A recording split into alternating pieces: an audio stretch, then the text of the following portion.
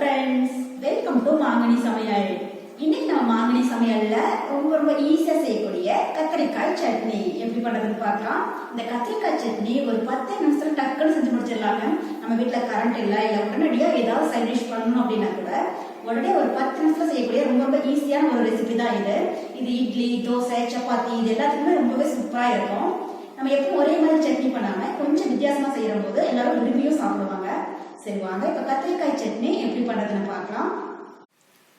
கத்திரிக்காய் சட்னி பண்றதுக்கு 200 கிராம் கத்திரிக்காய் எடுத்திருக்கேங்க.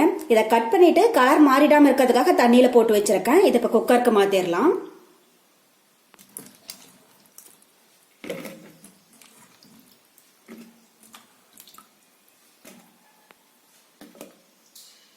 இப்ப இது கூட ஒரு பெரிய வெங்காயம் கட் பண்ணி வச்சிருக்கேன், அதை உள்ள சேர்த்துடலாம்.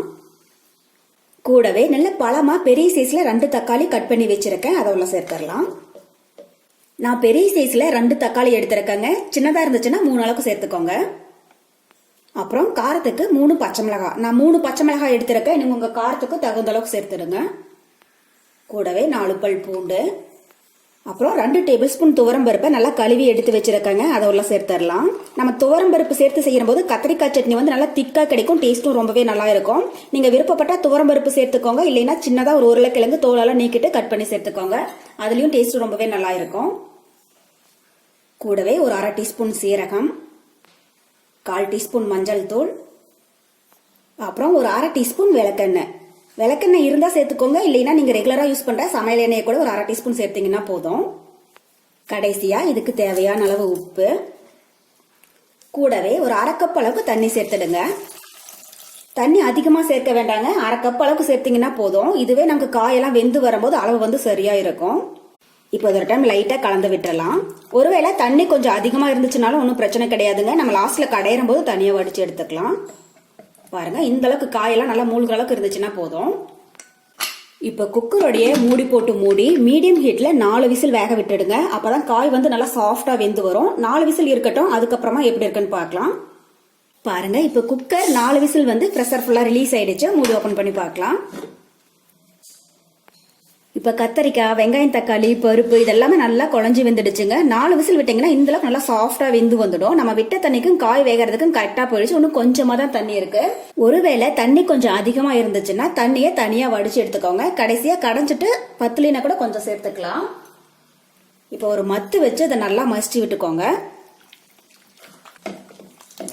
ரொம்பவே நைஸா கடைய வேண்டியது கிடையாதுங்க. கொஞ்சம் கத்தரிக்காய் பருப்பெல்லாம் இருக்கிற மாதிரி கடைஞ்சுக்கோங்க, அப்பதான் டேஸ்ட் வந்து ரொம்பவே நல்லா இருக்கும்.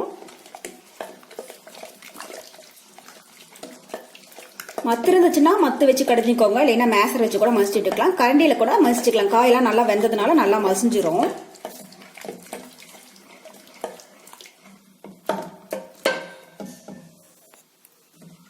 பாருங்க, இப்ப கத்திரிக்காவை நல்லா கடைஞ்சு எடுத்தாச்சு. அடுத்தது நம்ம இதை தாளிச்சிடலாம்.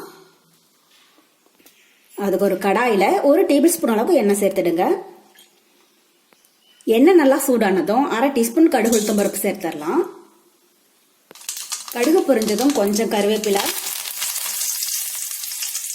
கூடவே ஒரு காஞ்ச மிளகாய் சேர்த்துடலாம். சேர்த்துட்டு லைட்டா ஏதோ டைம் கலந்து விட்டுருங்க. உங்களுக்கு ஒரு வேளை காரம் குறைவா இருந்துச்சுன்னா காஞ்ச மிளகாய் வந்து இன்னொன்னு கூட எக்ஸ்ட்ரா சேர்த்துக்கோங்க. இப்போ ஸ்டவ் ஆஃப் பண்ணிட்டு இந்த சட்னியோட சேர்த்துடலாம்.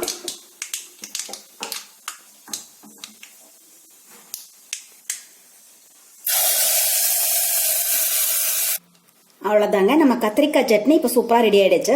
இது ஒரு டைம் லைட்டா கலந்து விட்டுட்டு நம்ம வேற ஒரு பவுலுக்கு மாத்திரலாம்.